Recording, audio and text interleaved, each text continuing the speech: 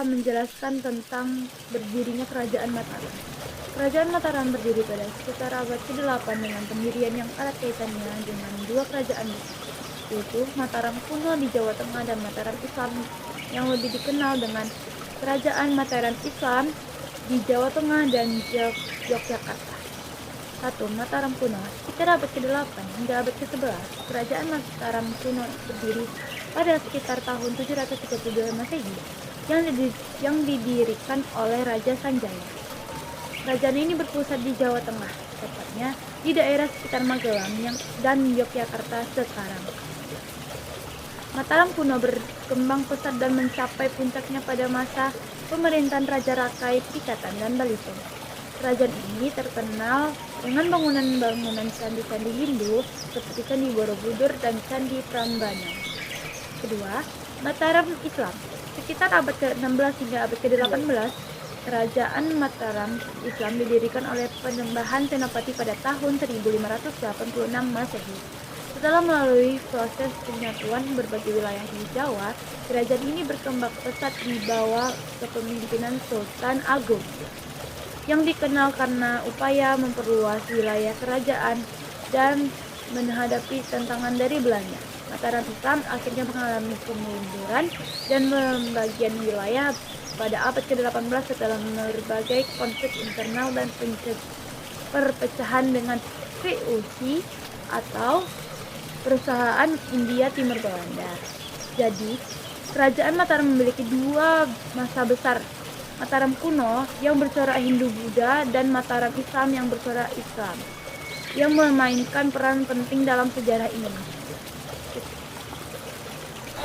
Kejayaan Kerajaan Mataram. Masa kejayaan Kerajaan Mataram terjadi dalam dua periode besar, yakni pada masa Mataram kuno dan Mataram Islam. Yang pertama, Mataram kuno. Masa kejayaan Mataram kuno sekitar abad ke-9 hingga ke-11. Pada masa Mataram kuno, kejayaan kerajaan ini tercatat antara abad ke-9 hingga abad ke-11, terutama di bawah pemerintahan dinasti Sanjaya dan Sailendra. Yang pertama, Raja Rakai Pikatan sekitar abad ke-9, Raja Balitung sekitar abad ke-10, dinasti Sailendra yang memerintah pada masa yang sama. Mataram kuno mencapai puncaknya dalam hal kebudayaan dan pembangunan dengan munculnya bangunan-bangunan monumental dan kemajuan dalam seni serta agama. 2. Masa kejayaan Mataram Islam abad ke-17 hingga awal abad ke-18. Kerajaan Mataram Islam mencapai kejayaan pada masa pemerintahan Sultan Agung 1613 sampai 1645. Beberapa pencapaian utama pada masa kejayaan Mataram Islam adalah: yang pertama, ekspansi wilayah, kedua, perlawanan terhadap Belanda, dan ketiga, kemajuan budaya dan agama Islam. Namun, kejayaan ini mulai memudar setelah Sultan Agung meninggal dan kerajaan mengalami perpecahan internal serta konflik dengan VOC. Mataram Islam pun akhirnya terpecah menjadi dua kerajaan, yaitu Kesultanan Yogyakarta dan Kesultanan Surakarta. Secara keseluruhan, masa kejayaan Kerajaan Mataram, baik pada masa Mataram kuno maupun Mataram Islam, ditandai dengan kekuatan politik yang luas, kemajuan budaya, serta pengaruh besar dalam sejarah Indonesia. Runtuhnya Kerajaan Mataram terjadi dalam dua periode besar, yaitu runtuhnya Mataram kuno dan runtuhnya Mataram Islam. Yang pertama, runtuhnya Mataram kuno. Runtuhnya Mataram kuno terjadi sekitar abad ke-11 disebabkan oleh beberapa faktor, termasuk yang pertama, serangan dari luar. Salah satu faktor utama adalah serangan dari kerajaan-kerajaan tetangga. Mataram kuno menghadapi ancaman dari Kerajaan Sriwijaya di Sumatera dan Kerajaan Kediri Jawa Timur. Yang kedua, pergeseran pusat kekuasaan. Pada sekitar tahun 1016 Masehi, pusat kekuasaan Mataram kuno dipindahkan ke daerah Jawa Timur oleh Raja Airlangga. Ini menandai berakhirnya kekuasaan Mataram kuno di Jawa Tengah. Yang ketiga, kemunduran politik internal.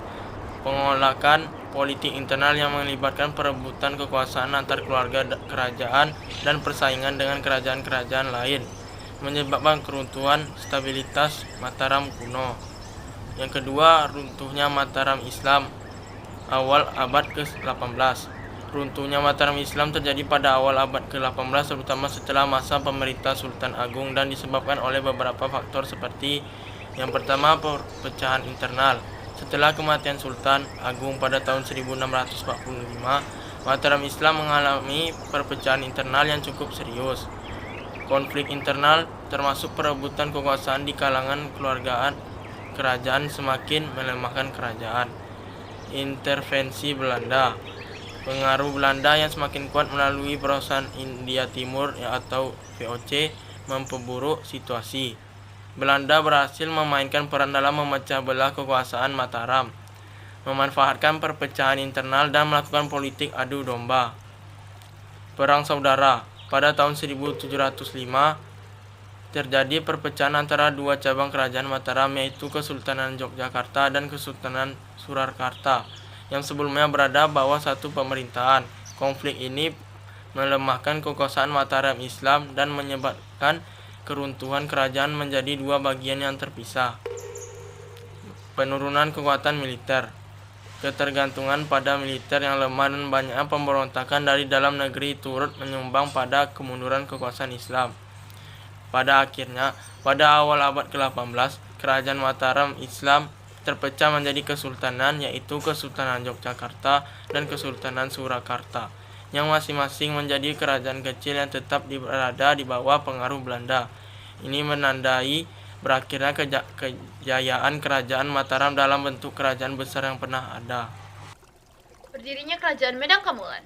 Kerajaan Medang Kamulan diperkirakan mulai bangkit sekitar abad ke-8 Masehi. Berdasarkan prasasti-prasasti yang ditemukan, kerajaan ini mulai berkembang di wilayah Jawa dan sekitarnya. Khususnya pada masa pemerintahan Raja Sanjaya. Raja Sanjaya diperkirakan memerintah pada sekitar tahun 732 Masehi, dan ia adalah pendiri dinasti Sanjaya yang terkenal dengan kekuasaannya di Jawa Tengah. Puncak kejayaan Kerajaan Medang Kamulan terjadi pada masa pemerintahan Raja Penangkaran dan diteruskan oleh beberapa penerusnya. Kerajaan ini juga memainkan peran penting dalam penyebaran agama Hindu di Jawa, dan pada masa tertentu, Medang Kamulan berhadapan dengan kerajaan-kerajaan lain seperti Kerajaan Sriwijaya. Namun, kerajaan ini akhirnya mengalami kemunduran dan terpecah menjadi beberapa kerajaan kecil. Masa kejayaan Kerajaan Medang Kamulan diperkirakan terjadi pada abad ke-8 hingga abad ke-9 Masehi, terutama pada masa pemerintahan Raja Sanjaya dan penerusnya. Raja Sanjaya yang mendirikan dinasti Sanjaya memerintah sekitar tahun 732 Masehi dan berhasil mengonsolidasi kekuasaan di Jawa Tengah, mengalahkan kerajaan-kerajaan lokal dan memperkenalkan ajaran Hindu di wilayah tersebut. Pada masa pemerintahan Raja Samaratungga atau sekitar abad ke-9, Kerajaan Medang Kamulan mencapai puncak kejayaan terutama dalam aspek politik dan kebudayaan.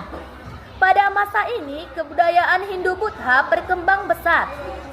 Terbukti dengan peninggalan-peninggalan candi seperti Candi Borobudur, meskipun lebih terkait dengan Kerajaan Mataram kuno yang muncul setelah Medang Kamulan dan candi-candi lainnya di Jawa Tengah.